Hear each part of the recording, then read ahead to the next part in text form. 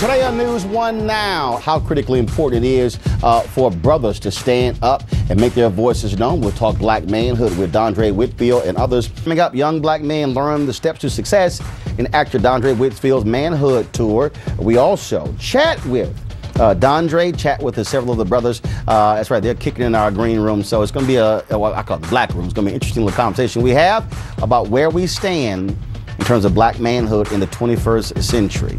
It is 16 before top of the hour. News One Now on TV1. Folks, between police brutality and discouraging images in the media, it's important now more than ever that our young black men see examples of success.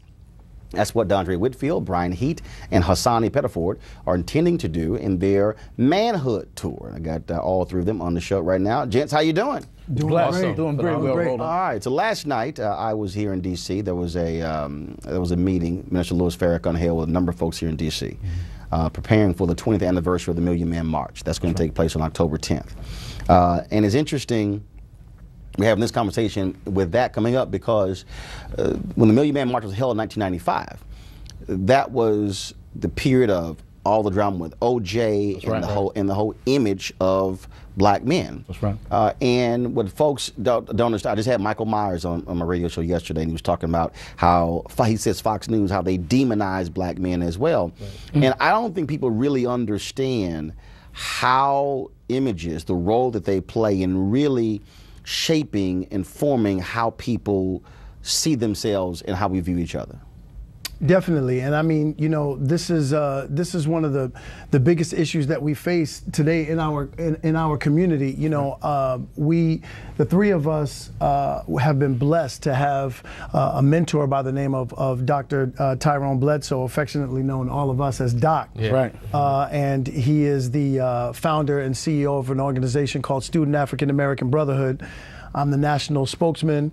And it serves to enhance higher education in colleges, universities, middle schools, and high schools through social, cultural, and spiritual enrichment. And this year actually is the 25th anniversary, and we're going to have a powerful gala event in Los Angeles in October to commemorate that.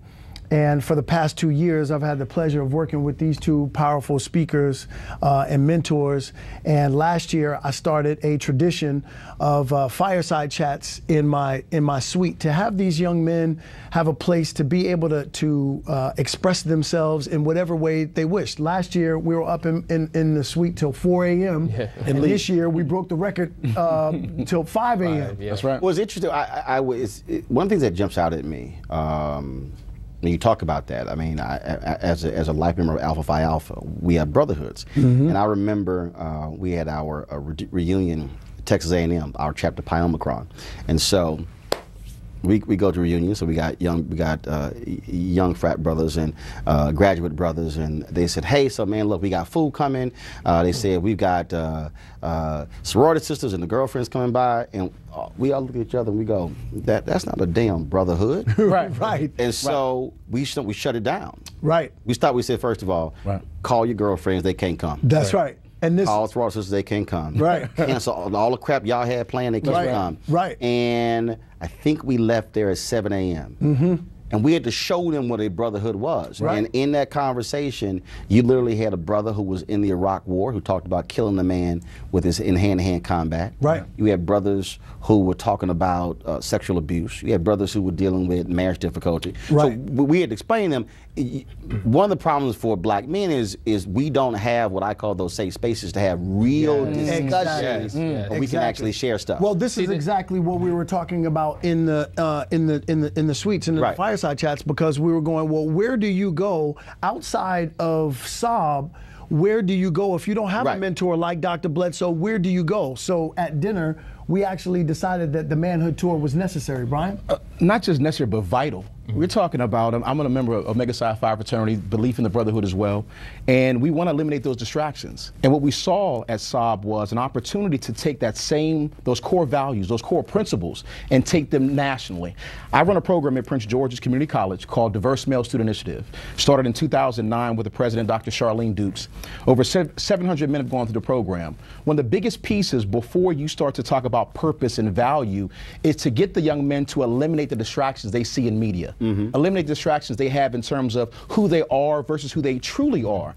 And that's the value of the Manhood Tour, is waking these young brothers up, igniting who they are, igniting their value, igniting their purpose, but we have to eliminate that distraction like you were talking about, because you have those elements around them, the guys can't focus. And it's hard to hear them or for them to hear us when they're being distracted. But also, I think the difference there was we also, it was older brothers and it was younger brothers. That's right. We had to make it perfectly clear, yeah, this is a reunion and you guys are running the chapter, but we need to remind you of what a brotherhood is. Well, it's so important, your point. When men get alone in their own social space, they're able to have conversations and deal with issues that they typically would not feel comfortable with dealing with when women are present. And you know, one of the core beliefs that we have, not just women, but all games. Because I went to a male church retreat, and man, it was about golf and basketball, and it was fishing, and I'm sitting there going, I know a bunch of y'all are broken, so it's also telling brothers we got to learn we always want there to be spades or bidwiz or dominoes, and I'm like, hold up. Sometimes we got to put the games away. Roland, I call that low-hanging fruit. Those are low-hanging fruit conversations, sports, and once again, they have their place. Right. I'm a diehard Steeler fan, but we're not going to have a 2-hour conversation with broken men about the record of a team they don't play for. We're not going to have that conversation. I got to go to a break. I want you to pick up this point. We come back, all right? We're back on News 1 now in just one moment.